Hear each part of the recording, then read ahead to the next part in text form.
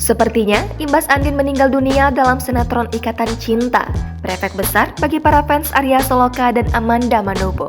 Bahkan ada ibu-ibu yang pingsan setelah melihat Andin yang diperankan Amanda Manopo meninggal dunia. Rupanya fans sangat terpukul ketika Andin meninggal dunia. Ya, seorang ibu-ibu galau berat setelah karakter Andin di sinetron Ikatan Cinta yang diperankan Amanda Manopo diceritakan meninggal. Seperti yang diketahui, Amanda Manopo memutuskan untuk tak memperpanjang kontrak di sinetron Ikatan Cinta. Sehingga karakter Andin yang sudah diperankan dirinya sejak tahun 2020 tersebut akhirnya dimatikan oleh pihak produksi sinetron. Cerita kematian Andin ini menuai duka bagi para ibu-ibu yang selama ini setia menyaksikan sinetron Ikatan Cinta. Tak sedikit yang turut menangis menyaksikan adegan Andin meninggal dunia.